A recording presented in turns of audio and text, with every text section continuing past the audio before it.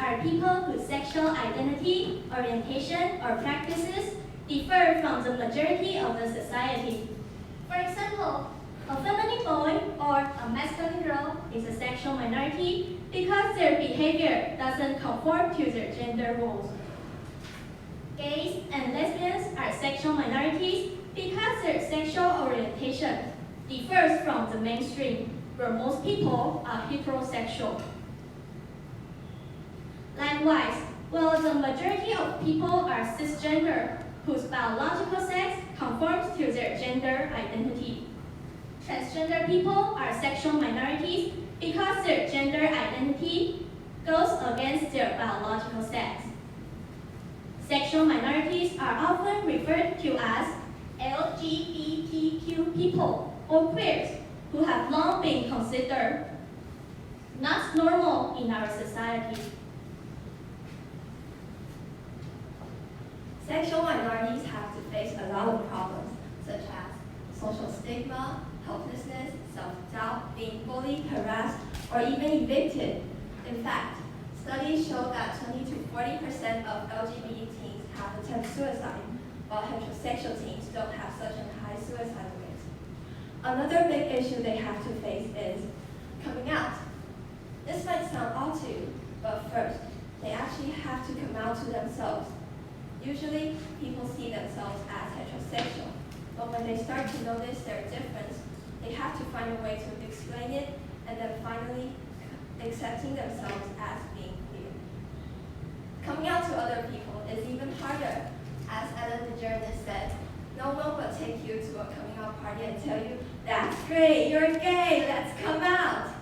Instead, there might be a lot of conflict between those they love and care. So life is tough growing up as a sexual minority.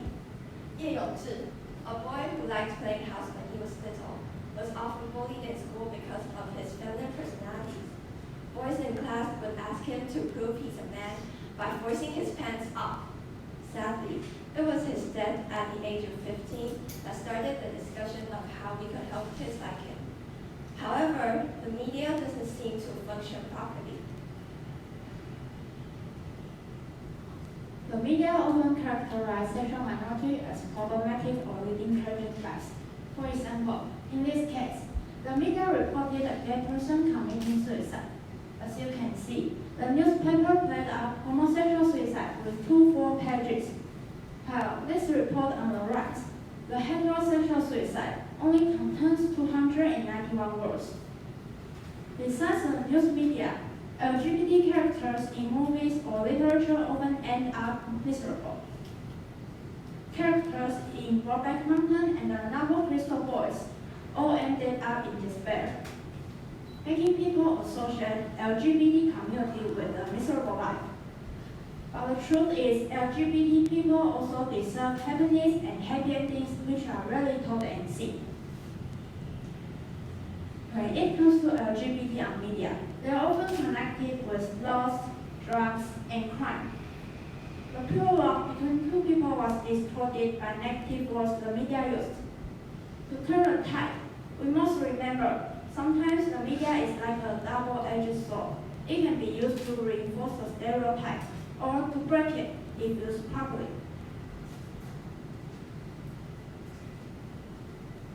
Stereotypes are everywhere in our daily life. Here is an example showing how the media continue to contribute to gender stereotypes. In TV commercials, you must have seen a woman who dresses as housewife endorsing a washing machine.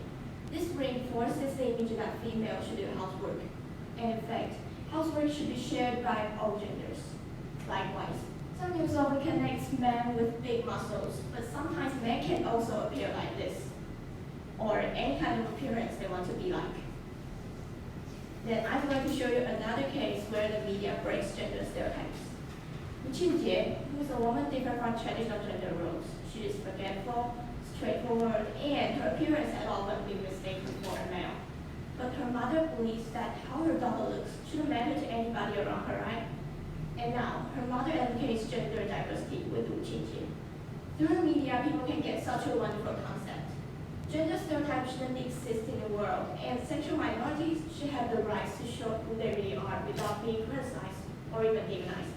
Hopefully, the media can stop gender stereotyping sexual minorities. To break the stereotypes and prejudice, some sexual minorities have come out as who they are, and Miranda will introduce them first.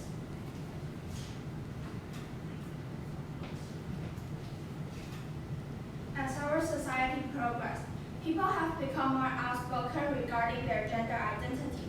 These brave sexual minorities help reshape our society as more dynamic and diverse.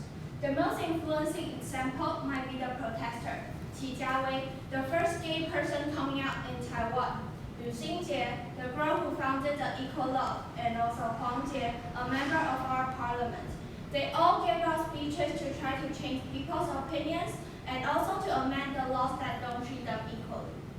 Celebrities also contribute in this endeavor, such as Apple CEO Tim Cook, the famous hostess Ellen DeGeneres, and also the famous host in Taiwan, Tsai Kang-yong. They all help reshape LGBTQ's image by stepping forward. To name more YouTubers such as Wu Qingjie, Zhou Mingxuan, and also Elizabeth, they all play important role in enhancing queer's visibility. Among them, Ken once said, "I feel free when I say the truth." Overcoming the struggle of internalized homophobia, a type of fright homosexuals may have engraved in their heart. He is now able to be himself and do the things he longs for. We would like to end our presentation using a quote Tim Cook had once said. In his words, it indicates that everyone consider to be proud of who they are and pursue happiness accordingly. Thanks everyone, and that's the end of our presentation.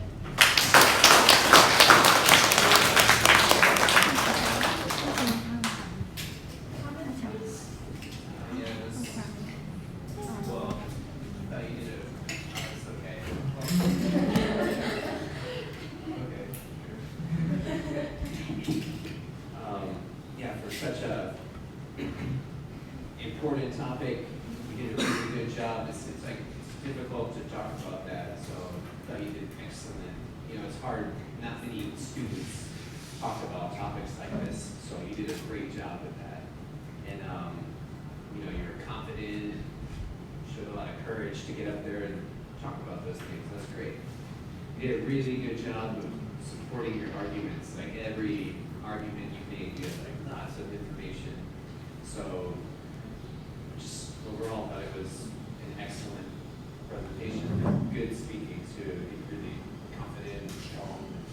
Yeah, I don't have any suggestions. It was great. So we'll just keep going. Thank you. I agree with the teacher Matthew. I think really good job. You do really good job, and I think you give it a very not only the very controversial topics here in Taiwan, but I think this is a topic we need to awaken many people's awareness. So I think you do a good job, and you say something and provide a lot of arguments. I think that's really good. And I think your English speaking is really fluently. I think really good. And keep going. And I think I like you provided some coverage from the different aspect, different field, the people from different field. I think that is good because every field have the same person, LGBTQ person in every field, and they just do a very good job here. So I think you just propose them and everyone to know them. I think that's really good. And also I think your transfer is very smoothly, and you just know who is the next, and you do it very smoothly here. I think that is good. So I quite enjoy the whole presentation here. And I just as the teacher method say that you have the clear structure of the speech and then good introduction, opening, and provide many arguments, and there's a good conclusion. And that's really good. So keep going.